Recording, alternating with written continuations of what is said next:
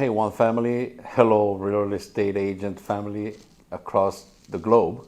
I don't know who's going to end up watching this. Um, Today I have here with me Christian Rodriguez. He's one of my agents in the Downey office. And reason I have him here, I wanted to chit chat and pick his brains. Maybe he can share some of the things he's been doing lately that has been generating success. So, Christian, welcome. Introduce yourself. Thank you, I appreciate it. Hey, first and foremost, I don't know about you guys, but I was raised in a home where you give credit where credit's due. So I'm glad to be here, excited to be here. Hopefully you guys can get some value out of this, okay? So that being said, I want to thank Ho because he's a coach, but he's personal, he's relatable. So thank you for the time. I've known this guy, I've phoned so many times for questions and he's always answered. So thank you, okay? So let's go and get this started. All right, so your name, where you're at, well, intro. Okay, cool. So my name, as Ho said, is Christian Rodriguez. Blessed to be from One Realty Group. Born and raised really in Cudahy from about age 12. And I've been for the rest of my life, even up until now, for the last 10, 15 years in Pomona. On the north side. If anybody knows Pomona, south side is not so good, so I stand on the good side of Pomona. So I'm out there, 29 years old, look full Caucasian, look white. I'm actually not. I'm actually full Hispanic. I'm Latino. And yeah, blessed to be here, blessed to be in real estate. Okay, órale ese. We're just missing the tequila shots. I'm not making fun of anything. Yo hablo español también. Okay. So what, it's all about prospecting and things that we have to take action. So tell me a little bit more about what do you do for prospecting to generate business? Yeah, great question. So for me, you can do a little bit of everything, but for me, I'm a big believer in doing one or two things, being great at that, and then go ahead and diversify other avenues of real estate. So for me, I started first with door knocking. That's what I started with, and that's what I still do now. It can change weekly, but I'm either doing 3 days a week door knocking, at least hitting up 50 doors a day, and then, or if I'm not doing the door knocking, I'm also gonna go ahead and on the weekends host open houses. So also, right, your bread and butter, you gotta be on the phone, right? So I do a lot of follow-ups, cold calling, and appointment setting. So obviously there's other avenues where you can get some more income, right? More avenues, but for me, I'm sticking to those three right now, which is open houses on the weekends, door knocking, and also cold calling and things of that nature. Door knocking? Yeah, I know that's kind of foreign, but yeah, we were actually kind of talking about this earlier that's actually how I got one of my first transactions was door knocking. I mean, I don't go door knocking. I did and I didn't like it, so I just didn't. I guess I wasn't hungry enough, I guess. So door knocking works, and you told me, because I know your listing in Pomona came from door knocking action. Correct. Like how many? Actually, before I ask this, Christian never asked me about how many doors do I have to knock until I get a listing. He never asked me that. He just went door knock, and I'm like, gee, this guy's crazy. So, but I have to ask. I'm just curious. How many doors did you knock until you landed on that listing? That listing, great question. So I did what most people may or may not know is geofarming. Geofarming, as most of you may or may not know again, it's pretty much you select an area and you just consistently either send mailers out, postcards, right? You either call that area 24/7 or you door knock. So what I did, I selected an area of 415 doors throughout the area that I knew best, like my right hand. So I knew that area, I knew the market, so I door knocked those 415 doors. I did get organic leads. I did do some appraisals, things of that nature. I did not get a listing out of it. I did not get a buyer transaction out of it. Nothing like that, right? So what do you do at that point, right? You either make a decision, do you be average and become another statistic like everybody else and quit and say, oh wow, I tried, or do you become great? So for me, that's the way that I'm wired. I choose greatness. So I choose pain over pleasure. So what I did is I hit up that farm again, and the second time, I hit up that same house, which is in essence the 615th door, 615. That's when the guy answered, and he did tell me that he was looking to sell. I asked him what was his why, what's his motivation, his primary motivation. He told me that he was retiring, his wife was retiring, and they wanted to move to Florida. So we went ahead and booked the appointment, and we went from there. But didn't you tell me he canceled the appointment or something like that? Yeah, so he actually did cancel the appointment, and I was like, man, you're breaking my heart already, man. So long story short, this is what happened. We booked the appointment for that following week. So we met on Saturday. That following Thursday, we booked the appointment. And just like I've been raised my entire kind of sales career, put the paper in front of them, give them the pen, sign.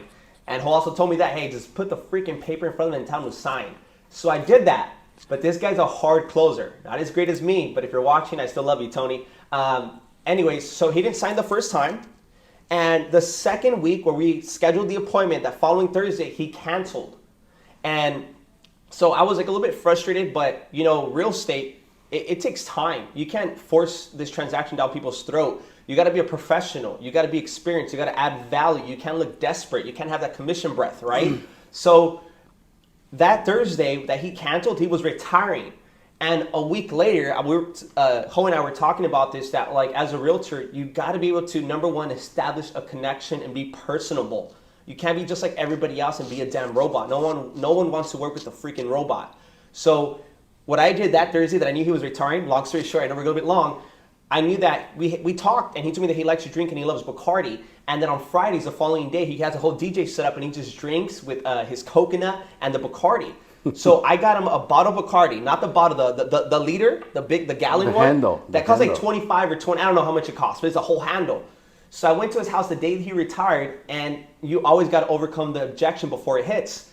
So I immediately knocked on his door. I don't know if he was going to answer or not, if he was going to be frustrated or not.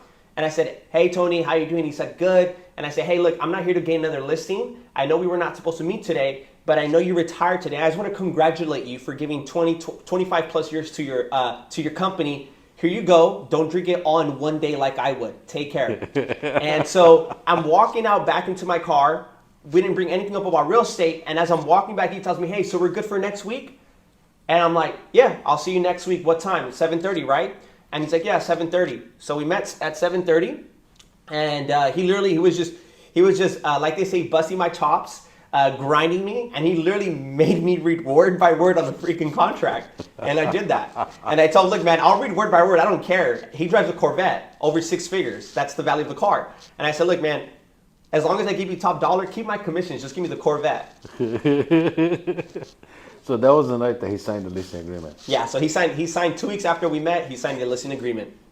So it's not just going door knocking. So there's some follow up. There's some little play, right? Absolutely.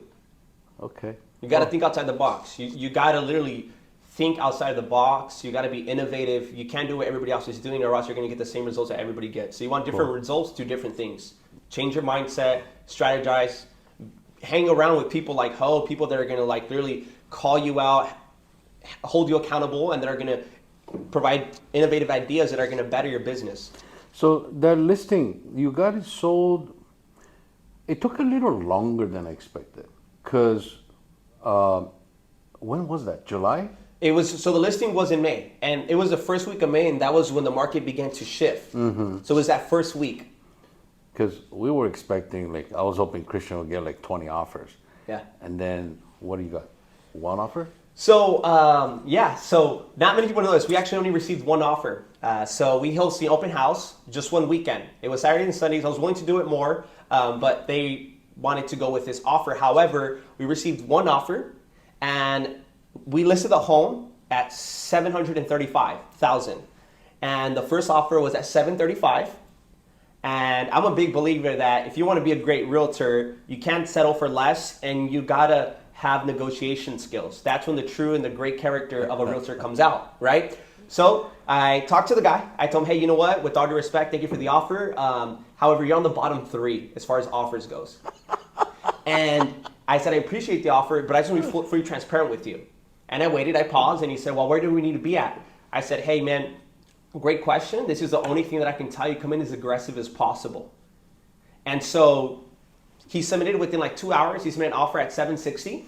And then he told me, how do we look? I said, hey, thanks for the offer. Now it looks like you're in the top 3. Okay? You didn't. Yeah. Now it looks like you're in the top 3, right? I just flipped it, right? And so we got the offer at 765. I'm like, all right, cool, we got a deal.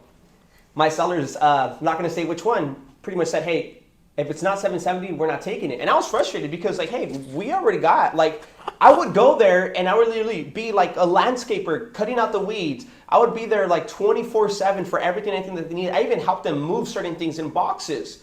So I thought they would take that deal, but they told me, hey, 770 or we have no deal. I called them back and I said, look, man, you're right there.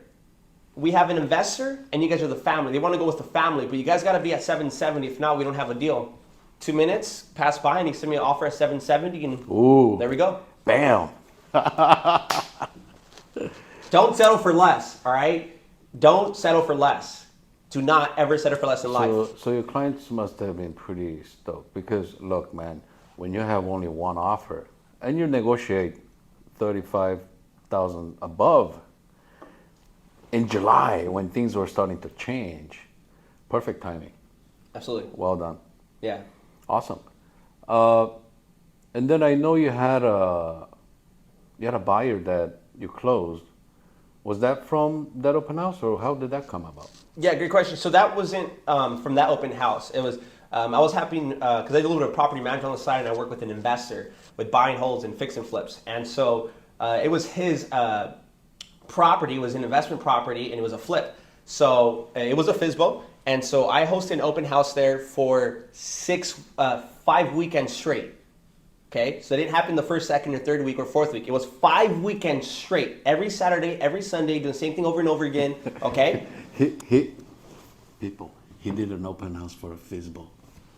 Yeah, exactly. And I don't care because when I got that check, I'm like, let's run this all day, every day. So I did an open house for a FISBO, and on the second or third week, that's when I met that client. Okay, and when I met the client, he was already working with a realtor. However, he told me about 3 or 4 things that he was experiencing with that realtor that he was not satisfied or happy with, okay? Just like most realtors. He was telling me that he was having to send the realtor properties, okay? So that's a red flag. That's the realtor's job. Don't do that. Let the realtor do that, okay? Granted, there's some scenarios where maybe the client might be driving by and he likes his property, sends it to you. However, that's the realtor's job is to do that. Number 2, he was late to showings. Not 5, 10, 15, yeah. And obviously things happen, car accident, family things, right?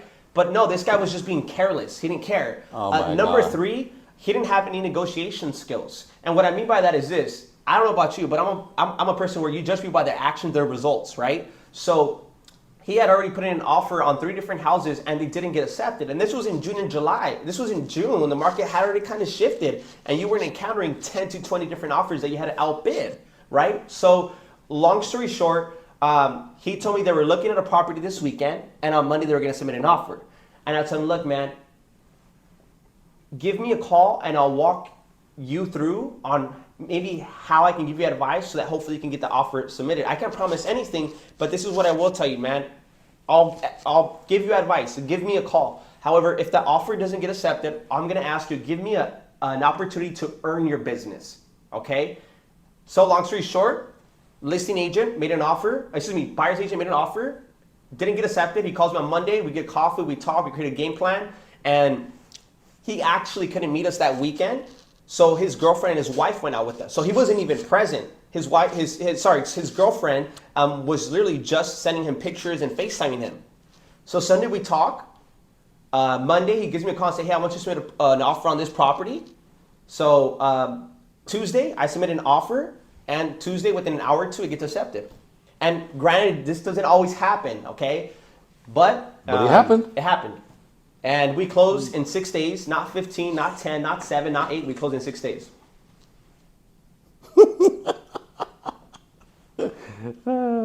This is mind-blowing. So what I'm hearing is we as realtors, we all know have these activities that we must engage in, and oftentimes we don't do it because we don't think it's going to work. This guy here doesn't care.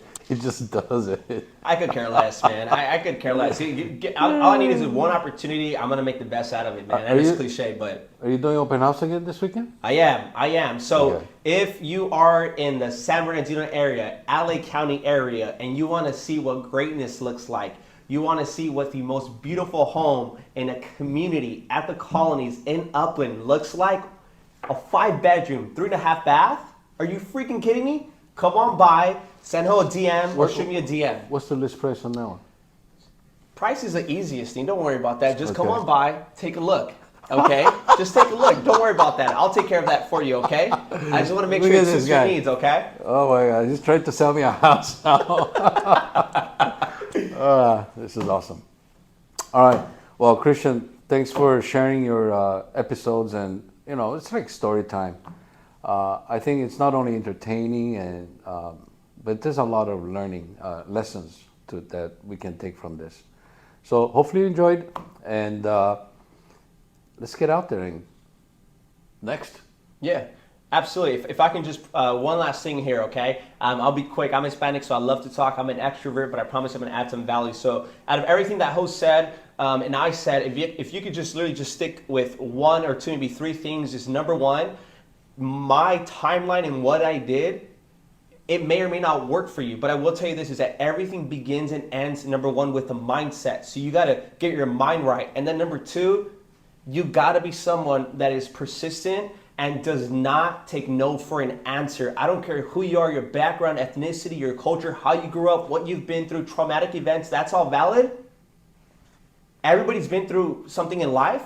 Go after it. Do not allow someone to define who you are. Let that be supplemental. Let that motivate you. So my name is Christian. This is Ho. Thank you so much for tuning in, guys. Hopefully you guys got something, okay?